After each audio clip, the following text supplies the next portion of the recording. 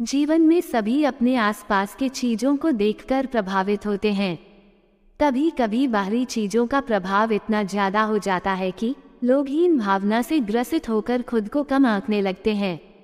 जीवन में ईश्वर ने जो किया है उसी में सबकी भलाई है, इसलिए ईश्वर का आभार व्यक्त करते हुए कभी भी खुद को कमजोर नहीं समझना चाहिए। आज इसी पर आधारित एक कहानी सबसे सुंदर कौन की कहानी का विस्तार से वर्णन करेंगे। एक दिन कौवा अपनी शक्ल को देखकर सोचने लगा कि पंछियों में सबसे ज्यादा कुरूप मैं ही हूँ। उसे लगा कि न तो आवाज अच्छी है न ही पंख सुंदर हैं। काले रंग के वजह से उसे लगता था कि वो रंगों से भी वंचित है। ये सारी बातें सोचने की वजह से उसके अंदर हीन भावना से ग्रसित होकर दुखी भी रहने लगा। एक दिन बगुले ने कौवे की उदासी का कारण जानना चाहा, तो कौवे ने जवाब दिया कि तुम गोरे चिट्टे हो और मैं तो बिल्कुल काला हूँ, मेरा इस दुनिया में जीना बेकार है।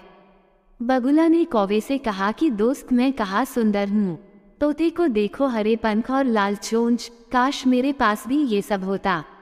बगुले की बात सुनकर कौवे को सुंदरता को जानने की इच्छा हुई।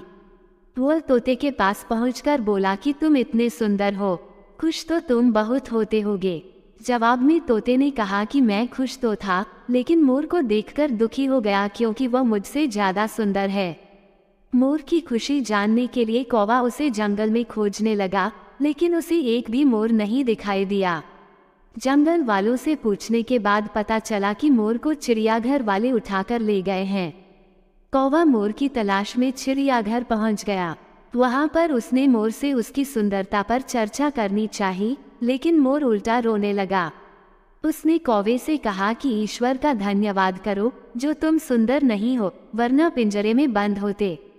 कहानी की शिक्षा, कौवे को अपनी गलती का एहसास हुआ। उसे समझ आया कि ईश्वर की बनाई चीजों पर सवाल नहीं करना चाहिए।